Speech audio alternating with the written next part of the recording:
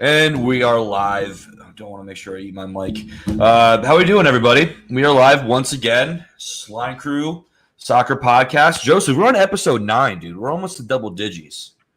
Ooh. We're almost to double digits. That's going to be a landmark episode. But it was a hell of a week. Hell of a weekend. Didn't win a whole lot of bets, but we gave it the good old college try. Joseph, I'm down bad. I might need to move into a shoebox. But how did you fare this weekend? I know you did not do as bad as me. Premier League, I did decent. When I believe, got to check the old record book, but I believe I broke 500 for the first time this week. Let's go. Now, it wasn't monetarily successful because for some godforsaken reason, William and I took Hawaii with all of our savings and parlays on that. That was so bad. That was stupid idea. Well, they lost 63-10. Wasn't that the final score? Yeah. 63 to 10. The overhit, though. The overhit. The only problem is Vanderbilt scored the over. Yeah, dude. The overhit, which I didn't take. What were you saying? So, looking at the board from last week, though, it's not that we did bad, William, right? I mean, looking at this here, we both had Manchester United money line. Mm-hmm. We both had Liverpool win. That obviously hit. We both had Chelsea. I had them -1.25. That was we won that one. Did they win by 2? I don't remember. They didn't win by 2. Did you have them with the points? Because I just had them straight up in a parlay. I had them with the points. Okay. Yeah, that almost. Honestly, Chelsea very easily could have lost that game, but we can get into that later. I know I had Bright. Lost on Leeds. Yeah, we were. We were on Leeds. You hit the under. Okay. You hit the under. I'll take that. So you went half on that one. I hit the draw on the Brentford Everton game. Yep. I pushed on City plus -2, and so did you. So a push counts as almost a win. It's a wash. We both had Arsenal -1.5. Did that put? Did we lose that one? That lost because they only won by 1. Fucking Mitrovic again. Yeah. West Ham +0.5. I cashed that, and you did not cash the over or the draw. We both missed out on the Newcastle game, and we both cashed on Tottenham. So that leaves us at William. You were 1 for 1, 2 for 2, 3 for 3. So far, so good.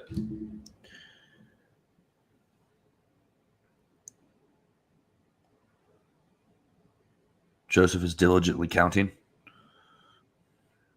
Joseph is our regional math director. So, William, you went 6 out of 10 this week, or you went 6 and 4 on the week. Okay, you know what, Joseph? That's a winning week for the listeners. And for me, I went 7 and 3 on the week. But I just had an extra win where you had the loss. Actually, no, sorry. We both went 6 and 4. I'm sorry. Because I had the West Ham game and you had the Chelsea game correct. Beautiful. So we're winning this week. If you rode every pick, you're up. My only problem is that my heavy bets, the bets that I went heavy when I went multiple units on, they did not smack whatsoever. The smaller plays did, though, but the larger plays did not, and that was Arsenal first half, money line, and then I for whatever reason put 10 units on Hawaii, which that game against Michigan is going to be 78-0 in the first half. But let's keep it across the pond. Let's get into some games. Let's get into some reviews. We are going to start off with Southampton, Manchester United. Joey, this game I had a gut feeling of what this game script was going to be, and my gut feeling was right. It wasn't a whole lot going on. Manchester United, that's a hard win. That's a hard performance to follow up on, especially when it was so emotionally draining against Liverpool last week. And that showed they did not play the sexiest football of all time. It was a good goal though from Bruno, even though he's an absolute twat and he looks like he looks like the mall kiosk version of Remy from Ratatouille. But they made us work for that. They made us work. I was sweating a little bit. Yeah. Southampton at the end kind of kicked it into high gear, and I thought they were going to equalize. And everyone would have said classic old Man United, but they hung on. And Casemiro came on. We saw what Casemiro was going to look like. But I think Tyrell Malacia, the new left back, mate, phenomenal. He looks nasty, bro. What'd you think of this game as a whole, though? Because I thought Man United, it was a down and dirty win. I look at it as something where Lissandro looked fantastic again. Mm-hmm. Rashford looked like he's coming back into his old form. Southampton obviously isn't going to be a team that's going to really push too many people in the Premier League this year. They're probably going to be like a 14th to like 16th type of range. Mm-hmm. But looking at their form, they're not a relegation battling team. No. I think that they're pretty solid. They're better than that. They're better than that for sure.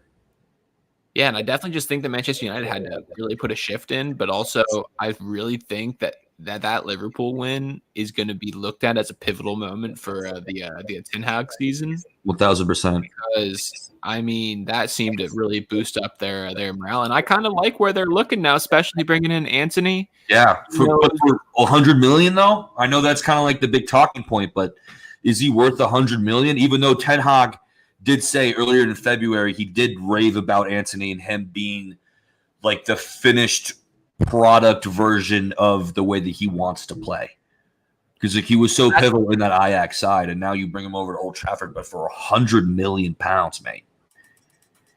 Well, so one thing that I stress though very, very much is the way I look at Jesus and Zinchenko right now at Arsenal.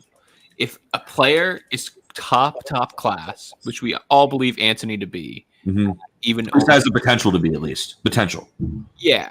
But I mean, you also look at Jesus. He never really secured his potential. He still hasn't technically, but he's gone off firing because he knows the system and he has players around him. And I just think it's silly to think that United doesn't have an amazing squad already, and to just be able to place him into like basically the Anthony Martial role, coming off of the bench to start, and then potentially taking over a starting spot somewhere. Potentially, I don't see him taking over for Rashford, but I could see him and Sancho maybe splitting minutes until maybe in the next year or two they'll both be firm cemented starters. But I mean, like, also not having the pressure of $100 million player, I think is going to be huge, because he's so like they were paying for his potential. Yeah. Now. They're paying for what he could be. And the only question is, like, they're relying, we're not dumb. 100 million pounds for a person's a lot of fucking money, dude. So they're definitely paying, like you said, they're paying for his potential and what they think Ten Hag can turn him into. Because like this transfer fee is a gamble on Antony as much as it is on Ten Hag. Yeah, or as much as it is on Ten Hag than Antony. But yeah, no, I think Antony. I look at it a little bit differently. I think Antony could be on that right hand side and move Sancho over to the left, maybe, because Antony has a deadly left foot and he's super technical, and he loves to pick up those little inside pockets of space. But yeah, no, I think Antony coming in the squad is definitely going to be a massive upgrade. And they got some depth now going forward, which is big. Yeah. What do you think too about the potential Ronaldo exit? Do you think that has some weight to it? Do you think he is actually, in fact, on the way out? Because I mean, it would make sense for him to go back to Lisbon, if anything. Yeah, and he does not look happy on that bench, dude.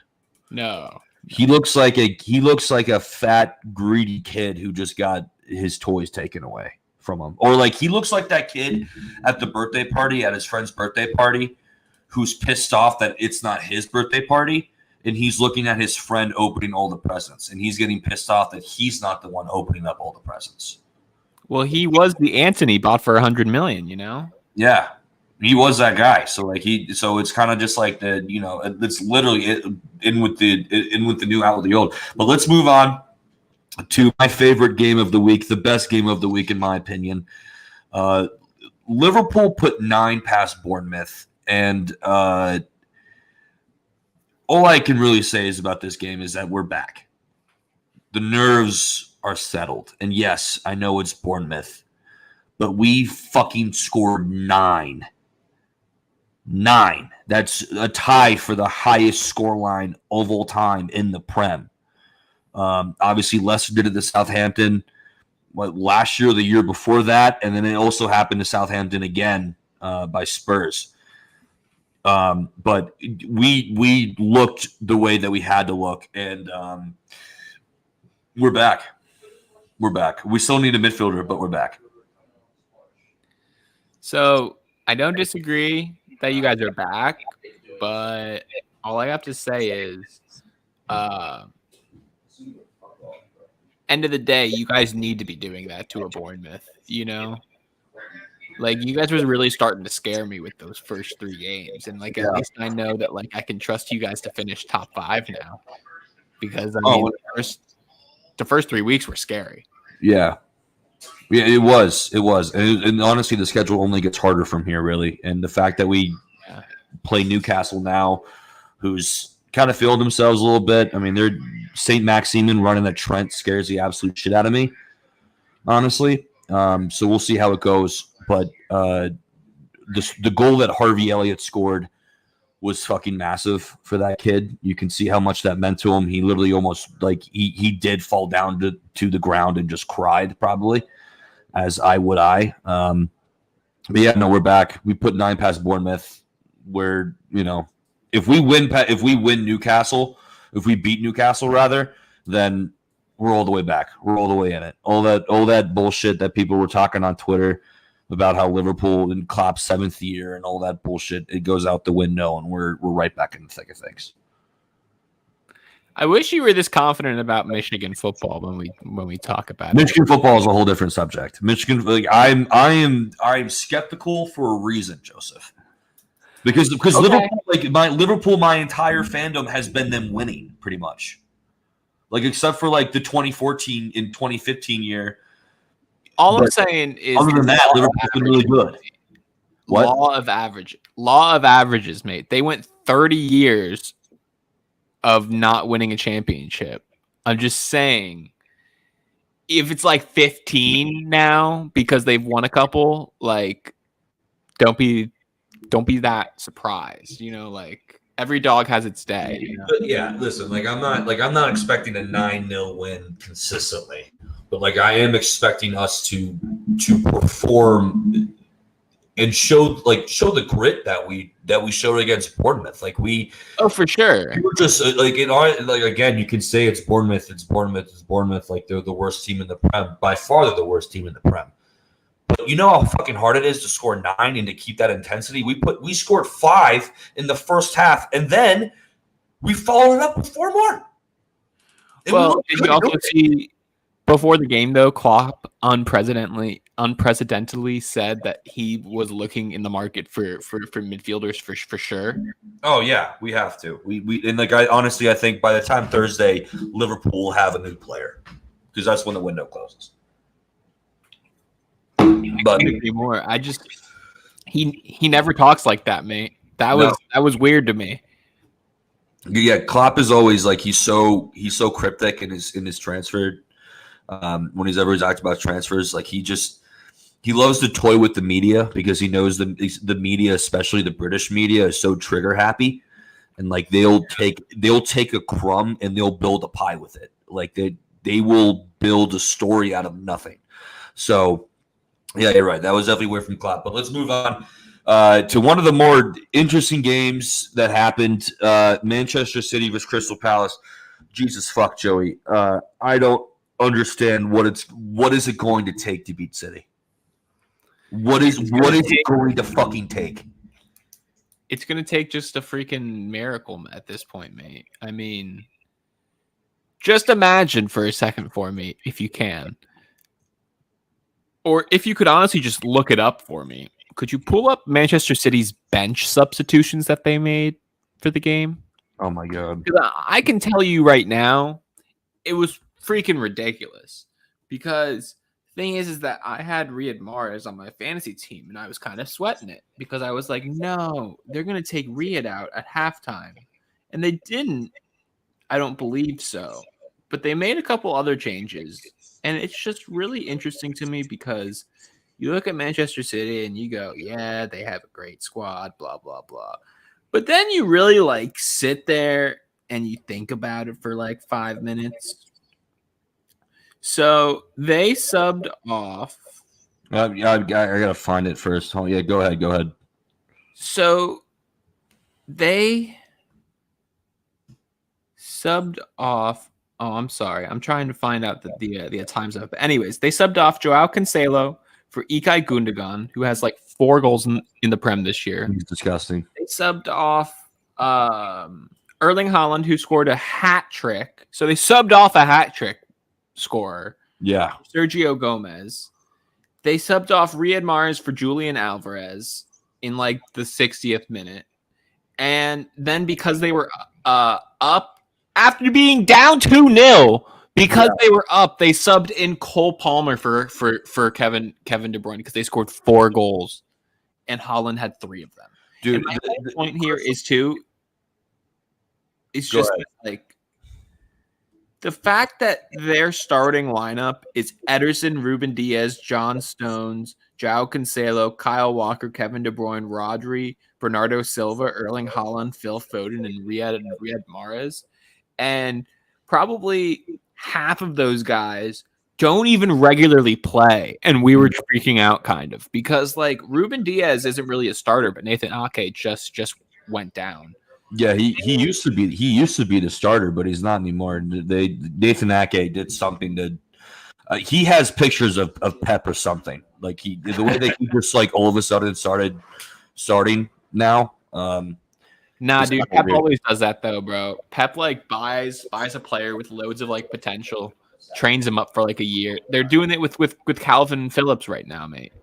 Calvin Phillips is going to come out next year looking like the most Ticarista fucking center defensive mid you've ever seen in your fucking life. Yeah, and the fact that they can just bring him on like willy-nilly. But like I just want to talk about the first goal that Haaland scored was the second goal, the tap in.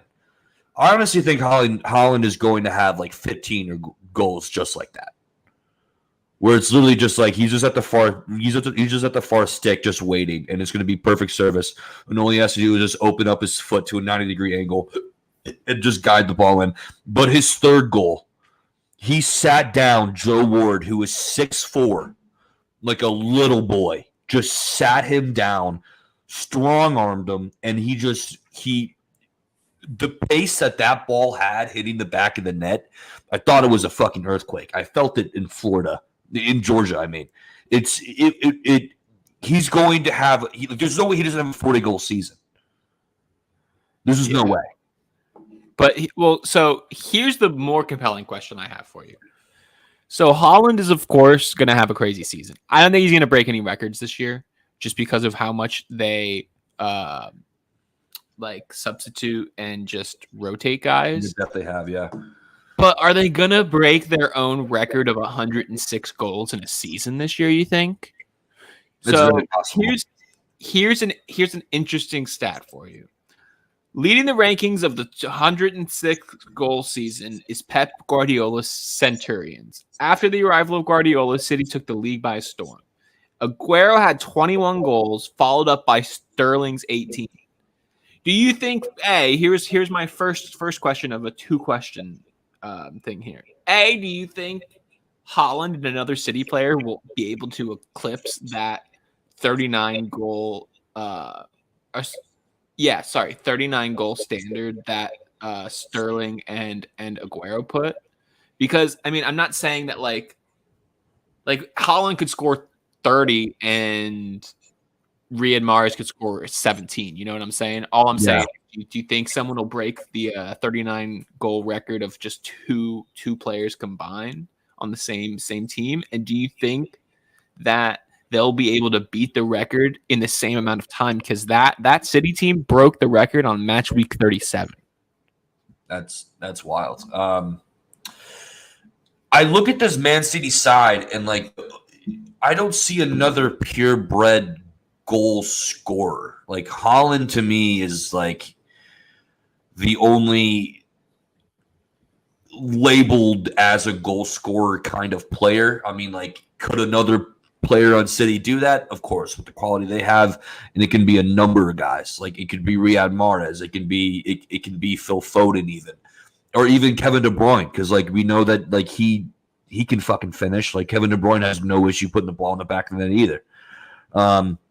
Yeah, I don't know. I mean, like I definitely think that they break some kind of record this year. Like what that record is, it's too early to tell, really. But it coming back to the first question of like having two goal scorers getting to the 39 mark, you said 39 goals between the two. 39 is for the Manchester City team record of 2 goal scorers. The actual Premier League record is Luis Suarez and Daniel Sturridge in the 2013-14. No one's touching that team. That's the best striker duo of all time in the Prem.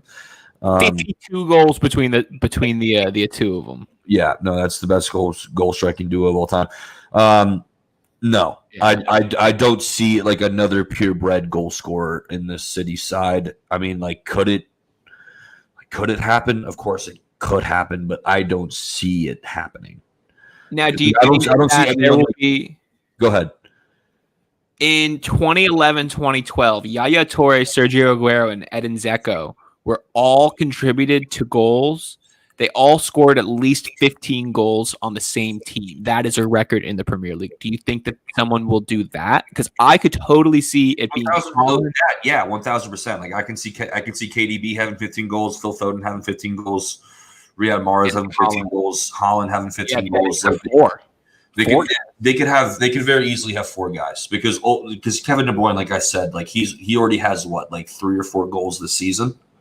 Yeah. Like, and Haaland just went from 2 to 5. Yeah. So like I mean, it's very easily like, this team is going to score a lot of goals often.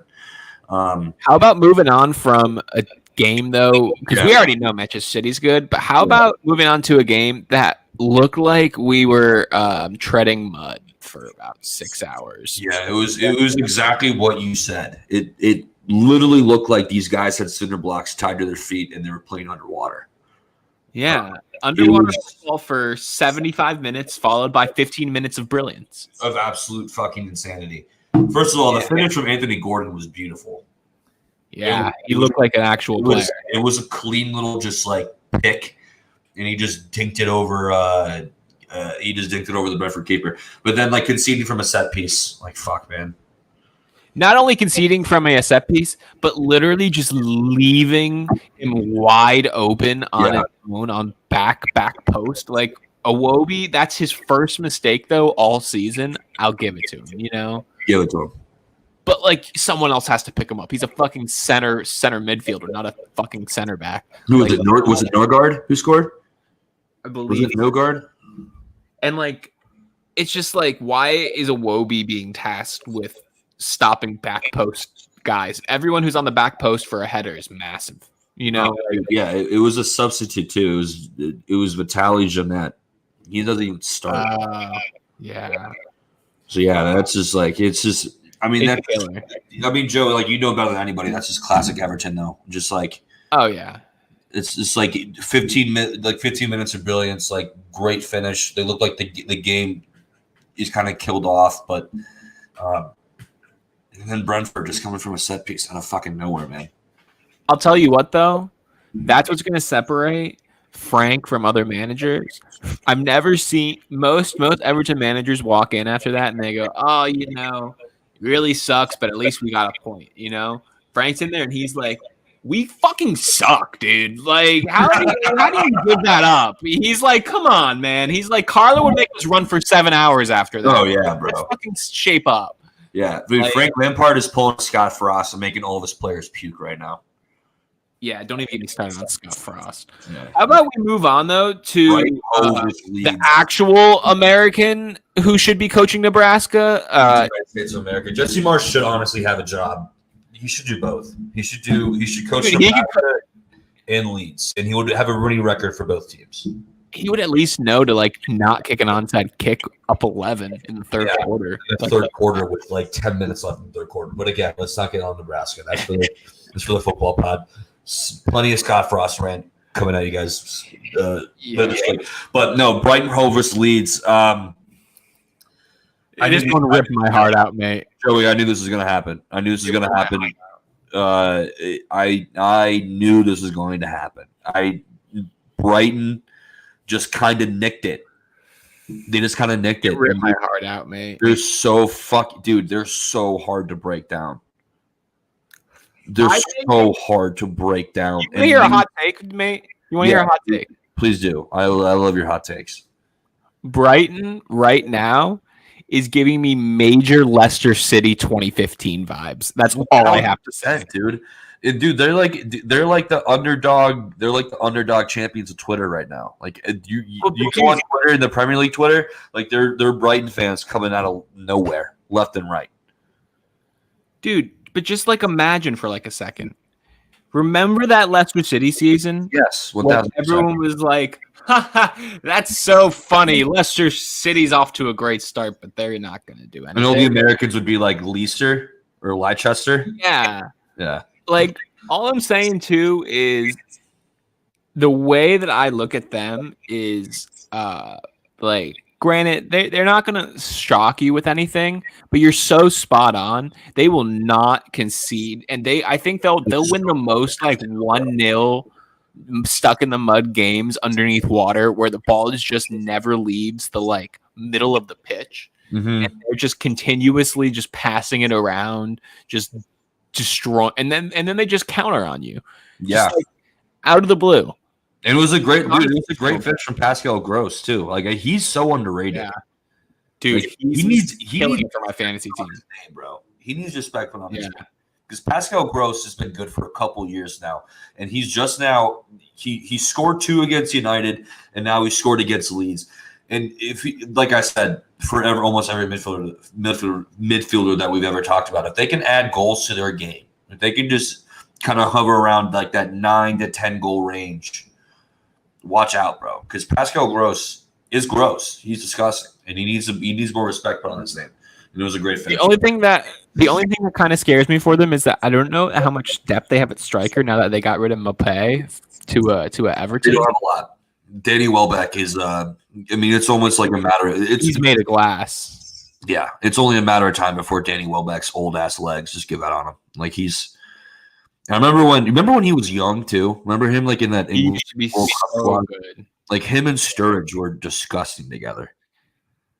Kids, for those of you who are too young to remember, at one point in time, Daniel Sturridge and Danny Welbeck were the future of England. Yes, they were better than Harry Kane. Yeah, and then also Danny Sturridge is made out of glass. Well, he's made out of something more breakable than glass. Yeah, he just got injured all the time. But yeah, no, Brighton need a new striker. Till Thursday to get it done. And honestly, every guy that they've brought in has worked out. Like whoever is the head of recruitment there is doing a great job. They have a great link with South America. They have like 4 guys in their starting 11 from South America. So we'll see what business Brighton do on the back end of this transfer window. But Leeds real fast. I mean, they had some chances. They just couldn't put it away. It wasn't the most inspiring game from Tyler Adams. He looked to be overrun at some points. Mark Roca definitely wasn't doing him any favors. Mark Roca was pretty abysmal in this match. But you know, that's just the Prem, dude. You can't ball out every game, especially your first season in the Prem. But we'll see how the boys do against Everton this upcoming week. But I let's will also say though, Go ahead. real quick on the Leeds before we move on. I just think that was kind of them coming back down to earth. I don't think they're gonna suck or anything, but they just got off to way too hot of a start. And I mean, to go from finishing 17th in the Prem to winning 2 out of your first 3 is a big swing. Yeah, especially when one of those 2 wins is against fucking Chelsea 3-0. Like that's like it was kind of like that. This performance from Leeds kind of reminded me, or kind of is comparable to what Man U did on Saturday against Southampton. Like it's like coming off the back of like a really emotionally charged win against, you know, a rival, so to speak, for Leeds versus Chelsea. But yeah, I think it's just really tough emotionally and physically to put 2 of those performances together. But it's a young team, you know. We'll see. They're definitely not going to, like you said, they're definitely not going to suck this year, like everyone says they are. Put some fucking respect on America. But let's move on. Chelsea versus Leicester. I got heartburn. Chelsea versus Leicester. Raheem Sterling is literally putting Ola Sanford Bridge in a backpack and walking up a fucking mountain right now. Yeah.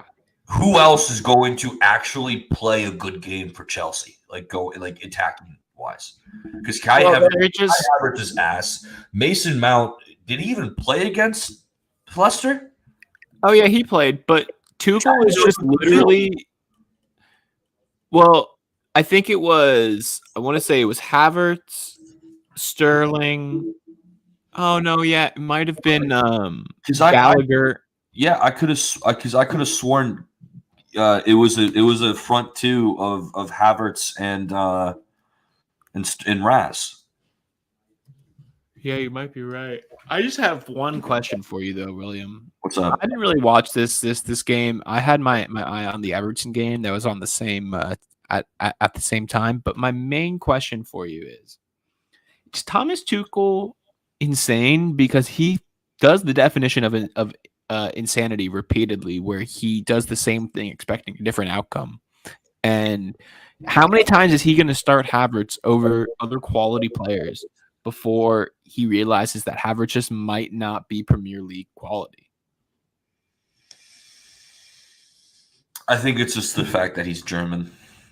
If I'm being completely honest. I mean, dude, he's gonna get fired over him. He's so bad. He's so fucking bad. Like he just made some touches, and that I put my head in my hand. I'm not even a Chelsea fan. I didn't even bet on Chelsea, but Christian Pulisic needs to start.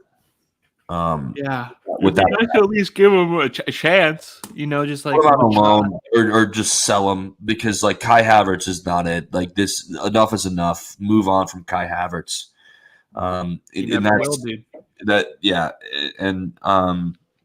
Chelsea might be in some danger though, because if they perform like that against City, they're going to get blown out.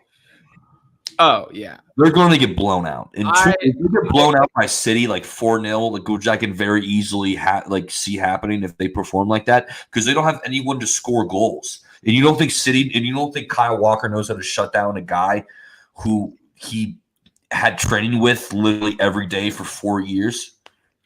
That's what I don't understand about getting rid of Lukaku. You buy him for 100 million, because he wasn't a Frank purchase; he was a Tuchel purchase.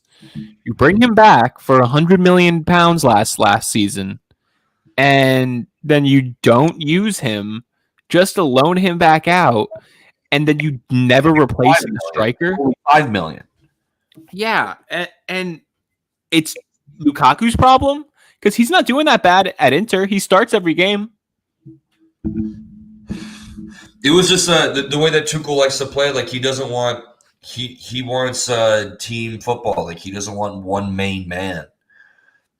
Well, he doesn't like to play to one guy. But then why buy Lukaku in the first place? Exactly. Why not buy 5 different strikers? Yeah. For $20 million a piece. That all complement your starting 11 that you have now, and the fact. I had a really good point. I forgot what I was going. Oh, why don't they start betting in Broja or Batshuayi and trying to get some of these strikers in there and like just experiment? Like it's early in the season, experiment. Like Kai Havertz is not scoring you goals and he's not assisting goals. Take him off, experiment, put in the baby Jesus, put in Borja, put in Batshuayi, try different formation because something's not working. And then also Conor Gallagher, I feel for the kid because he was just trying his heart out. And I think that he might be on the verge of either getting loaned out or just being bought permanently from Palace. Nah, man. I think Everton would lead the race for him. That would be a massive pickup for Everton. The only thing is though is that he's been deemed untouchable apparently because he was the main man in the Anthony Gordon deal, and that just fell through apparently. Yeah, I think Gallagher's staying, but that's just also because Conte just went down with the hamstring for about a month. Yeah. So and Jorginho has the pace of an old lady with Parkinson's. But then it's also like you're gonna play Gallagher out of position at the 8 when he should be a 10. Yeah. I mean, it doesn't make any sense to me just because like other team, like that's why he was so good at Palace last year. He was just playing above. He was the leading goal. Yeah, I mean, it was him feeding the ball to a Zaha and Eze and Benteke all season last year, and they did pretty fucking well. Yeah, they definitely did. But let's follow up. Well, let's round it out for the Saturday fixtures. Arsenal versus Fulham. Arsenal is all the way back, Joseph. I firmly believe this. They were one of my heavy plays. I had a nice little 10-unit play on them first half, but they obviously didn't pull it out. Unfortunately. Mitrovic pickpocketed Gabriel, and then it was a clean finish. Then Martin Odegaard, after Mitrovic scored that first goal, Martin Odegaard, you talk about carrying a team. He did everything. And it wasn't only just after the Fulham goal. The entire game. Like, he has a clear role in this team, and he is, like, the number one facilitator for that team, and everyone plays off of him. And it's a beautiful thing to watch. And, like, it's a classic Arsenal one-touch around the box football that we've all come to know. And he's really fucking good at it. And it was a little bit of a deflection for his goal, but Arsenal fans don't give a shit. And then Gabriel, after literally having his pocket picked, scored the go-ahead goal. And watch out for Arsenal, dude. I know that's not really a hot take, but a young, hungry team with a young, hungry manager and with a fan base that is absolutely electric, they're going to literally and metaphorically make some serious fucking noise in this league. And I definitely think that they are no longer like going to barely round out the top 4. They are certified as of right now a top 2 team in the league. They're top of the table. Like longevity wise, like I can definitely see them finishing in the second place behind City. Especially, mate, when you look at like their chemistry, dude, and how they play for each other, bro. Like that's like the type of champion mentality to pick up Gabriel after a fuck up like that. And when he scores, you go over and you celebrate with him like he just won the World Cup winning goal, just because you know how much that would mean to you. Like those guys are freaking brothers out there, man. They're fucking die for each other, dude. Like 100%. You look at them like screaming at each other, like, and it's just amazing to me too because you look at Arteta. I've been watching a little bit of that documentary more. I mean, he's really just got them. You see this light bulb? Everybody, electricity makes it glow. Like the dude, but you get the point. Oh, well, dude. But you're telling me that you wouldn't run through a wall for that man? Oh, well, not to mention he knows he like. I also have been watching the documentary and just like, you're right. I definitely it makes me feel like I can go out there and score and have a 20-goal season. Yeah, and dude, he's also so tactically talented. Like 1,000%. The man is like Pep Jr., but with a little dash of Arsene Wenger in him, which is fucking dangerous, dude. When you got fucking Pep and Arsene in you, and you used to play underneath people like Carlo Ancelotti and you've played next to guys like fucking, I mean, let's just name the Rolodex of people that he's played for. Well, he was Arsenal captain. No, I know, but like, all I'm saying is just like the guys that he's played next to, like the minds that he's been able to pick on a soccer pitch, and now he's out here teaching like Jesus, like, hey man, all I gotta tell you is when Henri used to get a ball on the top of the box, he'd do this. And it's just like, Thierry Henry, ever heard of him? Yeah, and like, yeah, people don't fucking have that. Yeah, like, because that's like one thing. Hate to be like an Everton guy here, but like that's the one thing that everyone talks about with like Frank. Onana came in like the first week. Fucking Alex Iwobi just had a whole piece written about him where like Frank was like, yeah, I could totally see you playing like center mid. Why hasn't anyone ever let you play that? And he was like, I don't know. Everyone always wanted me to play wing.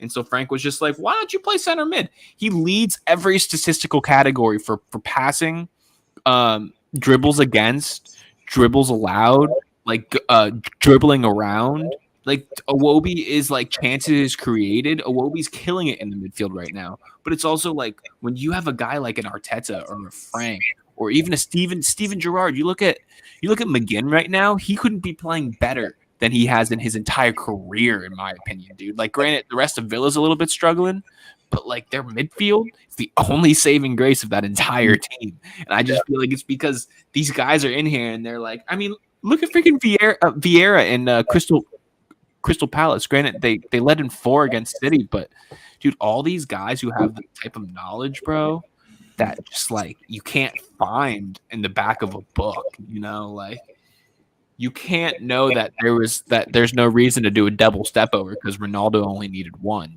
like Yeah.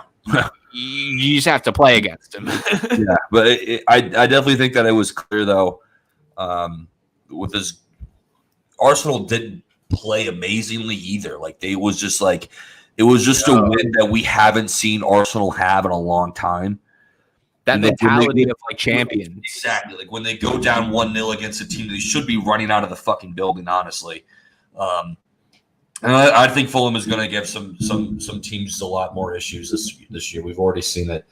But going down, it's going to be a super interesting season for them, dude. 1,000%. 1,000%. Like you're good. They're going to finish well with outside the relegation zone, I think. But with Arsenal going down 1-0, that is a normal game that we usually see a complete and utter capitulation from the Arsenal players. And then it's another really funny, hysterical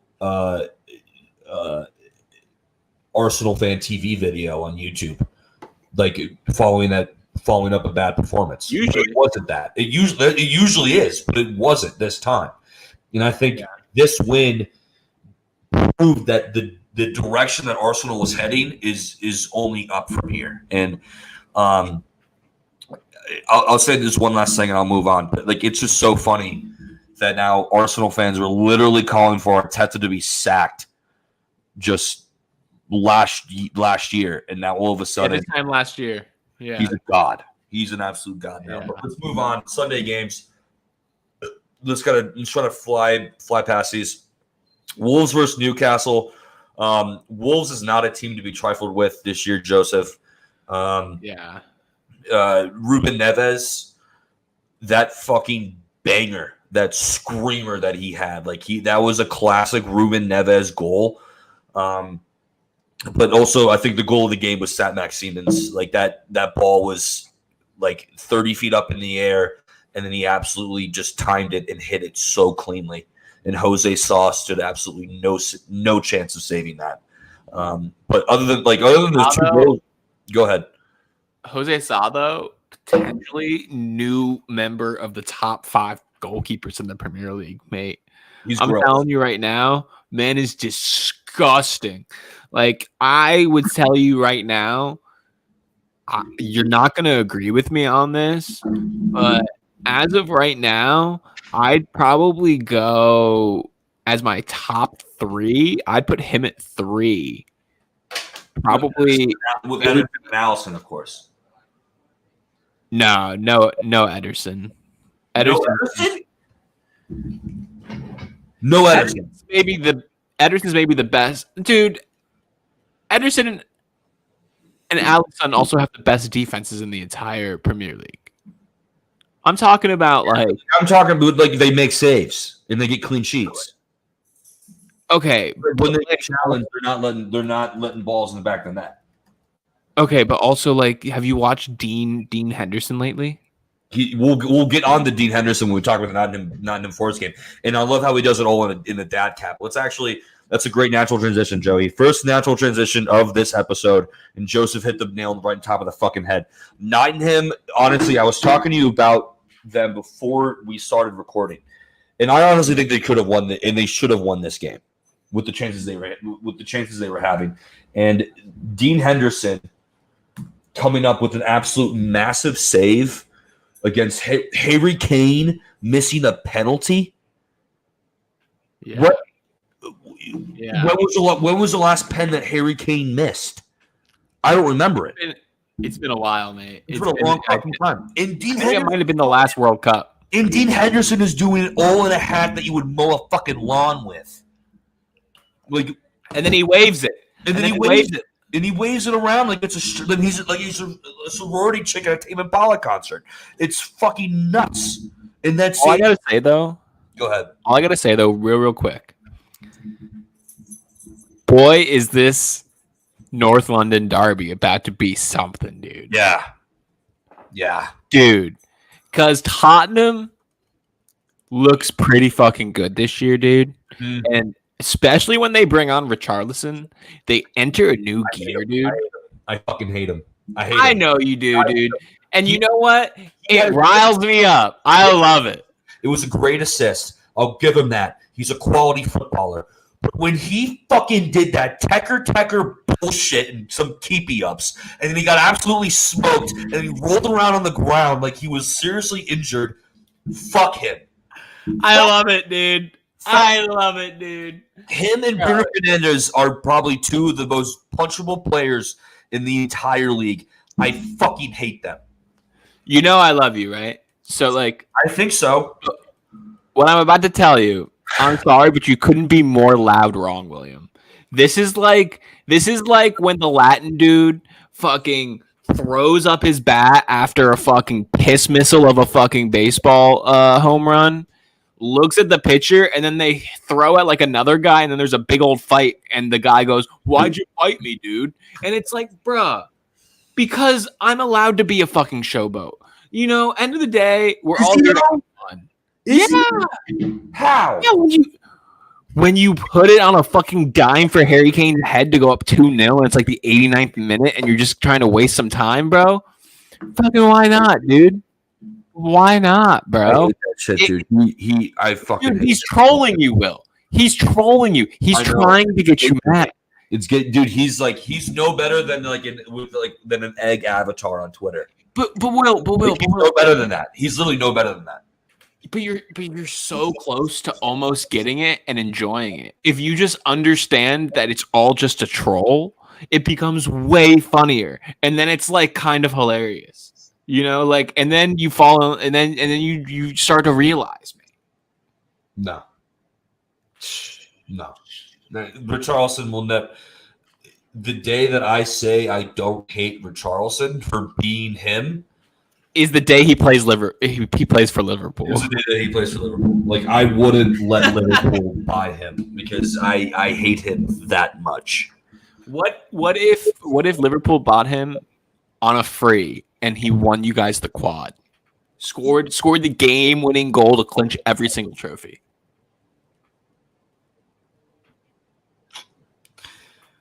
I got you on that one. Richie, Richarlison.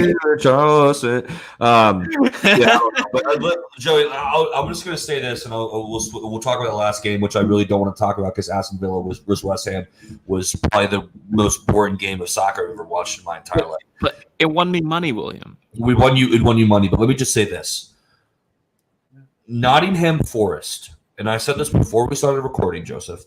Nottingham Forest will beat a top 6 side at home this season. I agree. 1,000%, dude. And now they had Emmanuel Dennis coming off the bench, Morgan Gibbs White looks like a brand new player. Dean Henderson looks like a brand new, like he's now like reincarnated all of a sudden, and he doesn't all of that. He's disgusting. Brian Johnson, their top goal scorer from last year, he can cause some issues. This team, and they just got Reed and Lodi from Atletico on loan. That's 17 guys. They bought in this truck. They bought it. Are you kidding me?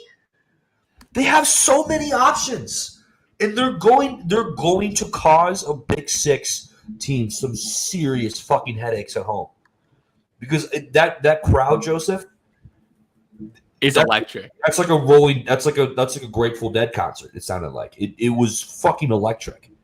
The terrible trees, baby. The terrible fucking trees. They're going to be. I couldn't agree more, though.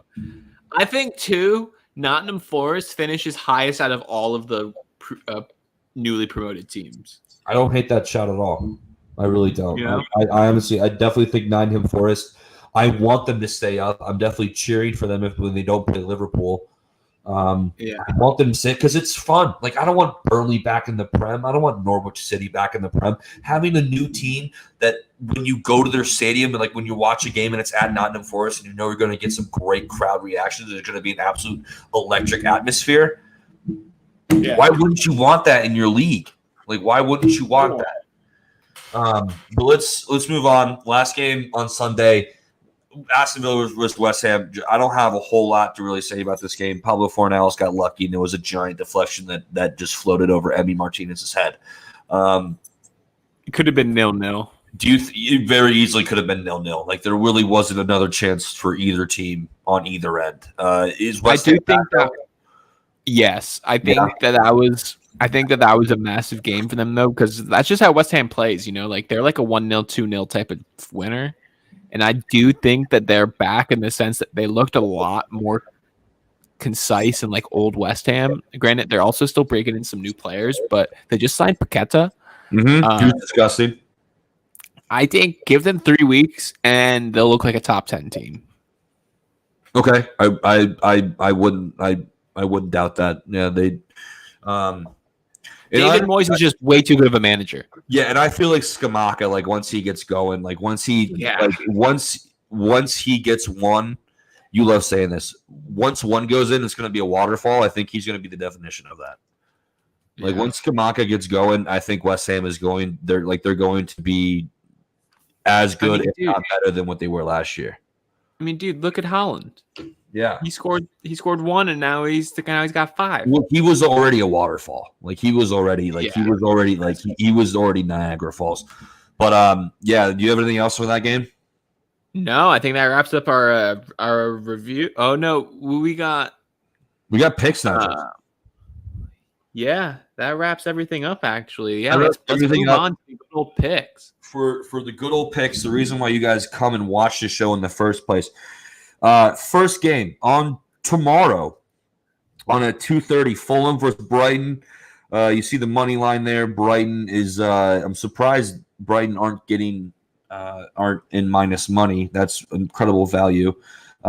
Just from that, Brighton money line. Give it to me all day, every day.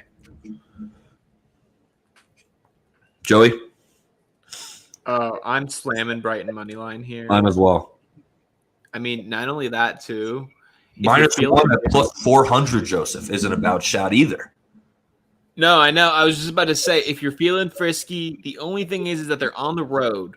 But I really like the over and the Mitrovic anytime goal. Yeah. I really like a Mitrovic anytime goal to keep his streak alive. Plus, I think a 2-1 win would give you the over because it's 2.5. So I'm going to go over as well, just because Fulham have really been helping out all of their opponents lately. I think they've scored in every single game that they've played in this year. Mitro has 4 goals in 3 games. Yeah. So okay. So yeah, I take the over, and if you're feeling frisky, that Mitrovic anytime. Those would be my. If I can get a point total, if I can get over in plus money, done. See you later. Thanks for coming. But I am taking Brighton money line with you. Yeah, I'm as well. Yeah, right. Lock that in for me, Joseph. All All right, moving on. Crystal Palace versus Brentford. Crystal Good Palace, great game. Crystal Palace is going to be home. It is at Selhurst Park. And Joey, you know how much of a fan I am of Selhurst Park. I don't see a winner in this game though, Joseph. Really? I don't see a winner in this game. My gut feeling, it's just a gut feeling. You see the spread there. Just at one flat. For whatever reason, I don't know what it is. I just don't see it. I don't see a winner. I do love that over though. Now that I am seeing this 2.5 at plus 120, both teams can score. Crystal Palace can very easily score 2, and then you can get 1 goal out of Brentford. So I like the over, and honestly, I don't mind a draw either. At plus 220, plus 230. Some books have it as high as plus 250. So, and that's right in your little draw magic number range as well, Joseph. It hit for Everton last week. It hit for Everton, and that's all you really got to look at. So that's one thing that I was going to mention too, is that I don't want to go full Savetti conspiracy here of everyone should just bet draws completely down the board. But with the World Cup this year, it's going to be a weird schedule, and a lot more games are going to be like this, where we're going to have midweek fixtures, kind of like the way the Christmas schedule was. And I wouldn't be shocked if we see a lot of tired legs starting from this week on in the Premier League, just because people are going to, especially when Champions League starts up with these midweek fixtures, some teams are going to be going 7 to 10 games in a 12 to 15 day window. And that's absolutely ridiculous. That's wild, dude. Yeah, and that's before they then play a full World Cup. So I look at this situation as not ideal for a lot of teams, but I really like Palace here because of their squad depth. I think the plus value on it too, to be able to sub off a Zaha because you know that he can play a solid 60 minutes and keep Eze, for instance, his legs fresh if you wanted to bench him, and still have the players on the wings and in the midfield to be able to start and sacrifice someone for the last 30 minutes. I just see Palace coming out with a gritty win in this one, especially because it's a derby. I think both teams are going to be playing pretty hard. But I like Palace because of the plus money. How can you pass up when they were up 2-0 on City? You know, like, Yeah. City's going to do that to anyone, but Palace has looked so good this year. I can't bet against Palace, so I'm going Palace money line. Yeah, Palace money line definitely isn't a bad shout at all. I like a Palace winner draw here. But just a little stat: the home side in this fixture, Joseph, the home side hasn't lost in 7 league meetings the last 2 times these teams have played. Damn. So you're going Palace winner draw? Yeah, Palace winner draw for sure. Absolutely, lock it in for me. Next game: Southampton versus Chelsea. Joseph, I don't know. I don't really know. I have a stat. Southampton have only won 2 of their last 18 matches against Chelsea in the Premier League and are winless in their last 9 home games against Chelsea. I have another stat for you. Last time Chelsea went to Southampton, to St. Mary's, they won 6-0. Yeah. So a little part of me really likes the Chelsea money line and the over here, because a little part of me feels like Chelsea's going to be a flat track bully here. They're going to dominate a Southampton team that looks decent, but just can't seem to find more than 2 goals. And I could totally see like a 4-2 game where Tuchel just has his guys try to find the back. Yeah. I can't Well, see because scoring 4 right now, mate. I really Now- can't. Now, That hear me out. that -1 though is kind of tasty at plus 150. And now, hear me out here. Why I'm saying such a high score? It was 6-0 last time, and on top of it too, Chelsea have been dying for goals. It's a midweek game, 2 days for each team after their last game. We're gonna have a lot of tired legs, but Chelsea has a deeper squad.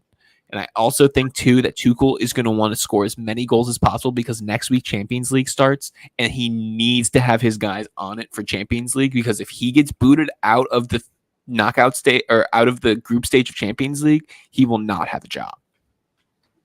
Correct. Yeah, I would agree with that. Yeah, because Todd Bowley, like you've been a big hammer of this. That Thomas Tuchel's not his guy. He wants his guy in there. He's looking for any excuse to fire Tuchel without saying it, dude. The way that he talks about him, dude, apparently Bowley's running all of the negotiations for a Chelsea right now, which is just ridiculous. They don't even have a director of football. Like, you would think that at some point they would hire one, unless a club like Chelsea. I mean, like, Chelsea is like one of the most traditional and biggest clubs in England, if not the world. Yeah, but it doesn't make much sense. That just goes to show you the lack of trust, I guess, that they have in a Tuchel to really get it done. You know. But no, Chelsea money line. Throw it in my no lose can't lose parlay. That's a great nice little stopgap parlay leg. Let's keep it rolling here, Joe. Leeds versus Everton. Oh man, Joseph, that draw is looking like a fucking snack right now. I know. That draw is looking like an absolute snack. Leeds winner draw for me. And let's check out what the total is at 2.5. Under at the over is getting them plus money at opening. But it's more consistently around that 115, 120 range. But if you can, that's tough, man. I like Leeds winner draw here, to be honest with you, Joey. So I have a spicy new bet for people to take up on. I experimented with it last week, and I was very, very successful with the Everton plus 0.5 point and a draw. It's basically an Everton winner draw, but because of the 0.5 point, you get the bet successfully with even a draw. I love the plus 0.5 point bets. I think that is a new value bet that people need to be keeping an eye on. Some books put it at quarters or 3/4. It doesn't fucking matter. End of the day, if you like a team and they're getting plus 0.5 point, hammer them, because worst case, if they draw, you still win. And I've just been loving this bet, and I'm going to go with Everton plus 0.5 point here just because I love, or plus 1/4 as it is in most of the books here. I just love the fact that they're getting a goal here, basically. And then on top of it, too, Leeds is still trying to find their own a little bit. The Chelsea game kind of looks a little bit more like an aberration after last week. And I'm not saying that Leeds is not going to look fantastic, but I could totally see this being just another underwater game, because Everton is just going to do that to teams, I think, this year. I think Frank just kind of realizes he doesn't really have the guys to really come at you and score 3. So he really wants to just make it the like type of game where you go, shit, that was boring, dude. But also, like, it's a 1-1 game, worst case scenario, maybe 1-0 going Everton's favor. Yeah, and also, if just on the flip side of things, Leeds have been plus money against Everton. I like that a lot, but I'm leaning more towards the draw, Joey. So put me down for a draw here, mate. Anything else? Anything else on Everton Leeds, mate? No, all I have to say, too, though, is Anthony Gordon will be staying at Everton. So I think it's going to be interesting to see the way Everton lines up this week. I think, too, because Neil Maupay will be there for over 4 or 5 days now, a couple training sessions. He'll probably get a run in the team. And I'll be interested to see how they look with an actual striker, because DCL will still be out for about another month. But now that they have a secondary striker who's not named Solomon, I want to fucking kill myself when I watch him play with Rondon. Solomon Rondon is my favorite player of all time, Joseph. Put some respect on his name. All right, fair enough. Put fucking respect on his name. Venezuelan Messi, I forgot. Let's just move on. Oh, wait, your mic cut out.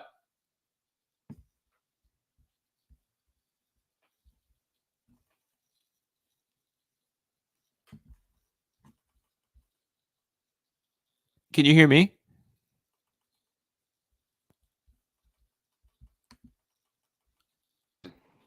What now? Oh, I got you now, brother. Word. All right.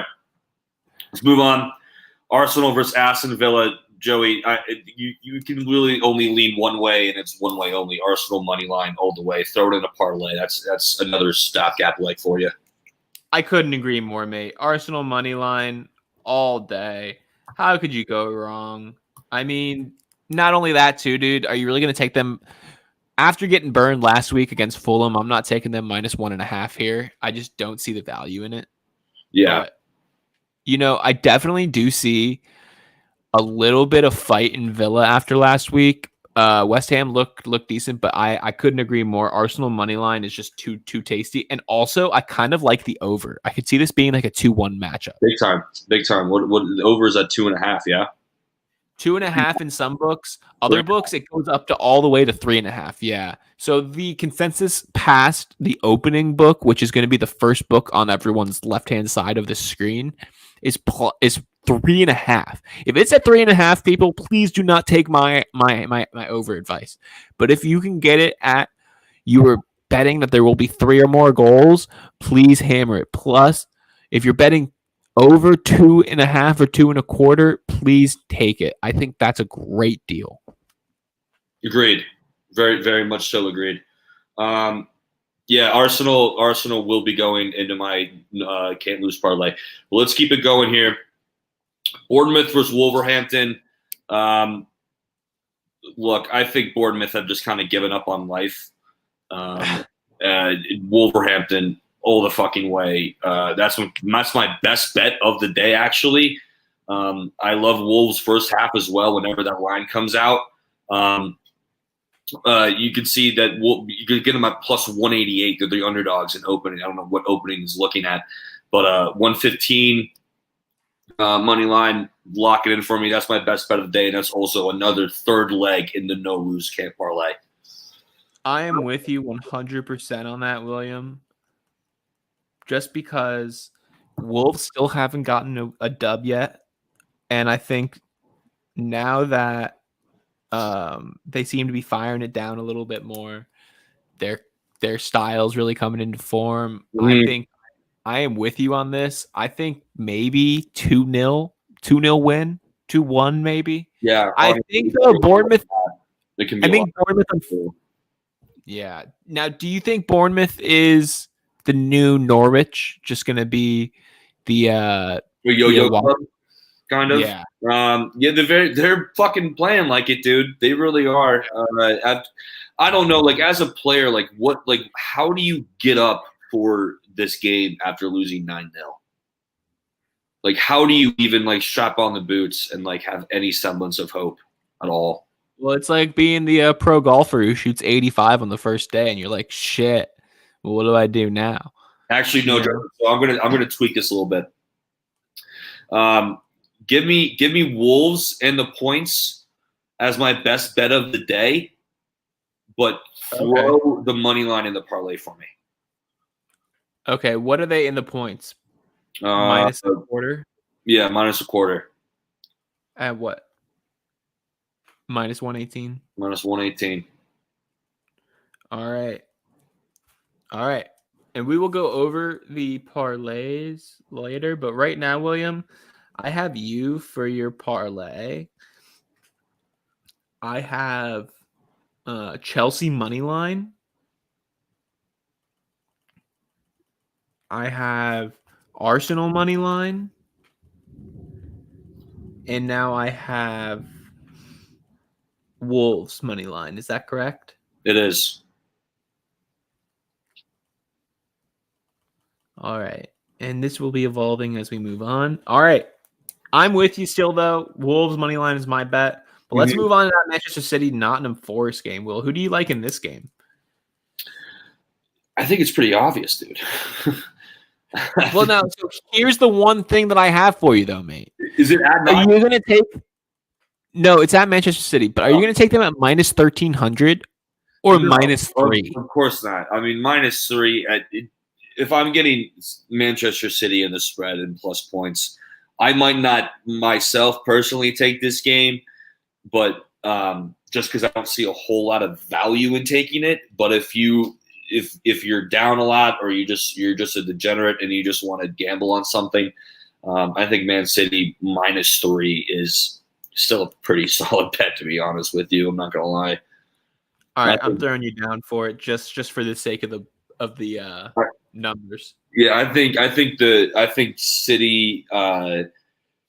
Although they won and Holland got a hat trick, I still think that Pep is going to hammer home that it wasn't their greatest performance. And I they're agree. going to smell blood in the water. And Nottingham, I mean, they're going to try, dude. They're going to try their fucking hearts out, but I just think it's going to be too much. I can very easily see this game. At the very worst, you push in this game. Yeah. What about you? I didn't really like City in the points personally. I don't think I'm personally going to bet it, but for the sake of the podcast, I'd take them in the points over minus 1,300 money line. I think money line is a given. If Vegas is giving you numbers like that, this is like them playing a fucking mid-major team in basketball. Yeah. I mean, end of the day, we're not really betting on whether or not they're going to win. It's just by how much. Mhm. I think if you can get the over though at minus like 3.5 for them to score 4, because that's my only issue is that I could see Nottingham scoring a consolation and ruining this minus 3. That's my biggest issue with this game is that the City defense has looked a little iffy towards the ends of games or towards the very beginnings of games.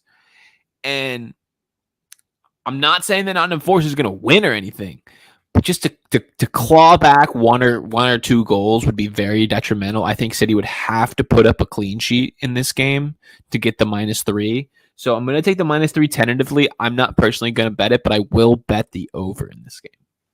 Okay, I like the over. The over is probably a little higher than 3.5. Wow. Okay. Yeah, but if it's at 4, I'm a little hesitant.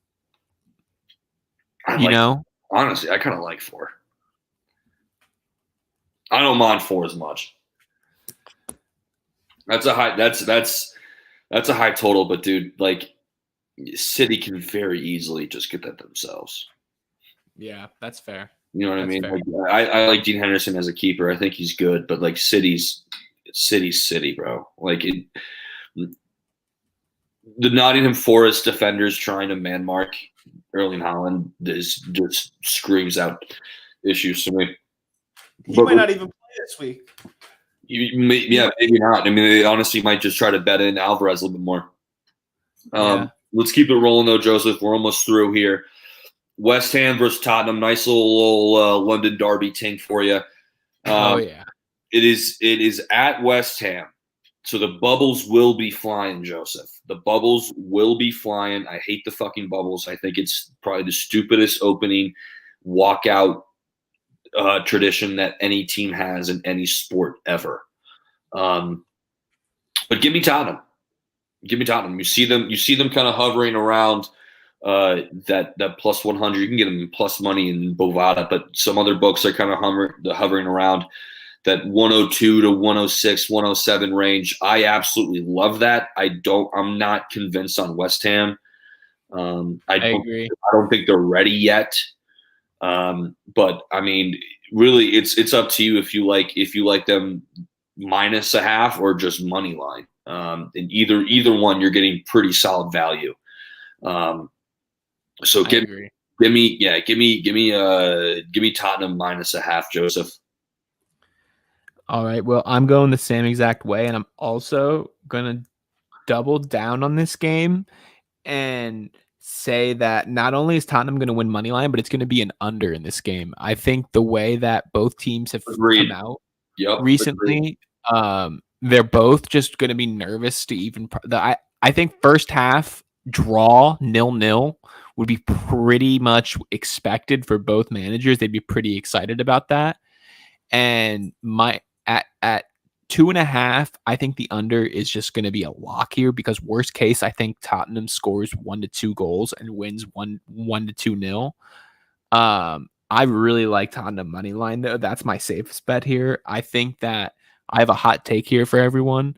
I think that Tottenham and Arsenal are going to be two of the hottest teams in the Premier League leading up to their clash come, I think, October, and that will decide who sits in firm second place behind Manchester City, I believe, right now. Hmm. So that's going to be a table-defining game for you. Table-defining game coming up, and I think both teams are easy bets money line every week until that game leading up.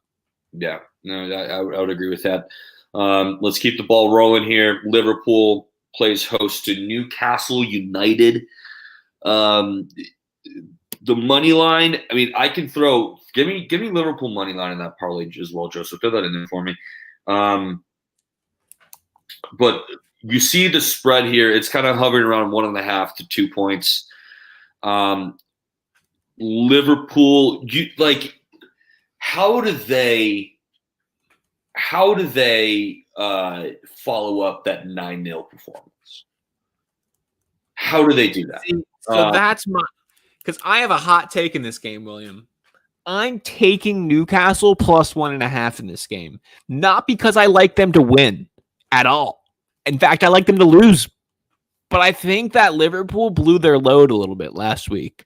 And I think that they'll still find a way to pull this game out. Mm-hmm. But I think that Newcastle's the type of team to make it like a 2-1 affair. You know what I'm saying? I was thinking the exact same thing, Joseph. I was thinking that was the exact same scoreline I have in my head. I think to be getting 2 goals, William. Yeah, I think Newcastle scores first, like against every other team does against Liverpool, and then Liverpool does it because we get Darwin back. Well, now here's the awesome question, though, William. Yeah. Do you start Darwin after scoring 9 goals with Roberto? No, I think Darwin comes off the bench, and I think he's a go-ahead goal. Okay, so you're seeing a 2-1 affair. I like Darwin coming off the bench more than I do him starting right now at this point in time. Okay, because he can totally change the game. He's a completely different kind of player than Bobby. Like they go opposite directions when they play. Bobby comes into the midfield. Darwin goes behind the back line. So it's a completely different kind of stylistically between these two players. And I think that if Liverpool start to stagnate a little bit, I think Klopp brings on Darwin in like the 63rd minute or something like that. And then he changes the game and he scores or he assists the game-winning goal. Okay. I'm calling that right now. I like Liverpool money line. Throw that in my parlay for me at minus 325, Joseph. All right.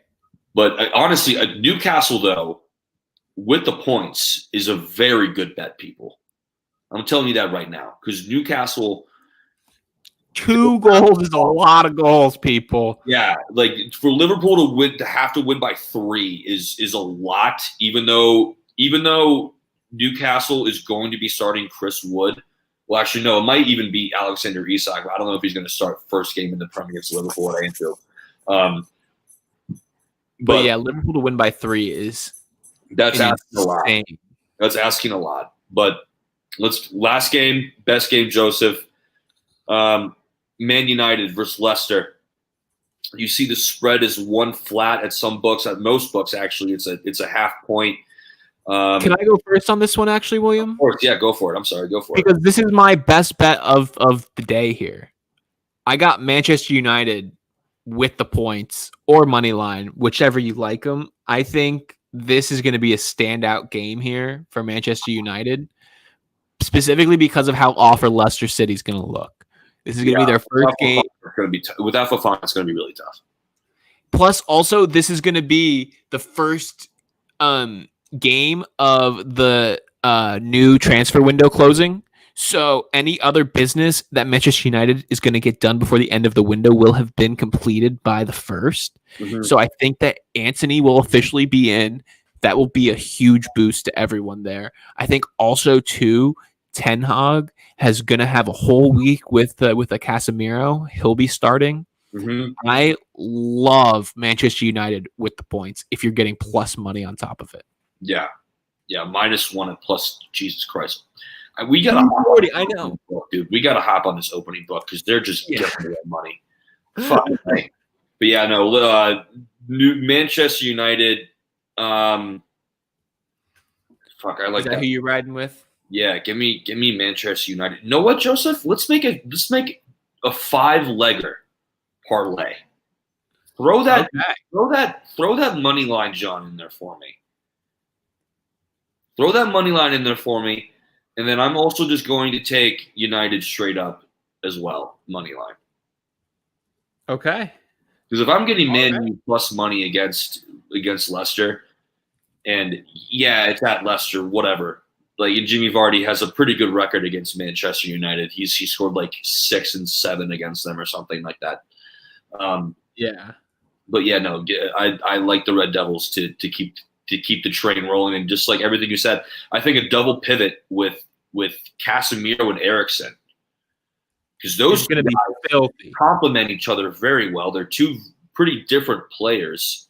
Eriksen obviously kind of being the guy that like the playmaker, possession-based player, than Casemiro thrown in there just breaking up play of the opposition. I think that's a great little complementary double pivot, Joseph. I agree. Especially too, now that they're going to add a little bit more speed out on the wings as well. Mm-hmm. They're going to have a lot more depth to be able to rotate all those guys around. I love how Manchester United is actually coming out. I think Ten Hag is proving that he was the right man for the job, if we're being honest, mate. Yeah. Well, dude, those are the games for the week. Do you want to do your parlay, Joseph? Yeah, and then let me also reread your parlay out, William. So I'm gonna read out yours first, and then I'm gonna give you mine. So I got you as Chelsea money line, Arsenal money line, Wolves money line, Liverpool money line, and Manchester United money line. Bingo. How does that lose? I'd be shocked if it did, honestly, That can't lose, dude. That cannot fucking lose at all. And so I'm actually going to go a little bit smaller of a parlay here, though, than you. Although I really do like yours, I'm going to steal a couple of picks and I'm going to add one. I'm going to do a 4-leg parlay here. I'm going to do Newcastle plus 1.5. I'm going to do Man U money line, Chelsea money line, and Palace money line. It's going to be my value parlay, and Chelsea's the only real non-favorite in all of that. And I'm just throwing them in as a little bit of filler for that first window of games. I love it. I love midweek prime games. But Joseph, anything else? We're so fucking back. And we also have college football on this weekend, which look out for the college football and Line Crew Football Pod coming out later this week. We're going to have 2 episodes dropping. One is going to be a fantasy draft, and one is going to be our picks and previews for college football this upcoming weekend. But Joseph, great episode. Thank you as always for being my partner in crime. Anything else from you? Any other hot takes? Any other questions, concerns? The last thing I would just say is honestly, like, just if you guys are wanting to maybe do like some type of watch along with us on this little StreamYard for a college football game this year, specifically, we got some good ones coming up. Shoot us a DM in the Instagram or the Twitter or something. We might want to work something out for the Notre Dame Ohio State game. Yeah, or the Oregon Georgia game. We could do one of the two, or the Utah Florida game. Yeah, well, you're a Florida fan, so that actually might make more sense. But yeah, folks, a lot of fun stuff coming out. Yeah, keep a lookout, subscribe, like the video. Follow us. Follow us, and appreciate you guys watching along with us. Have a great day. Good luck. Enjoy the games, guys. Peace out. Peace.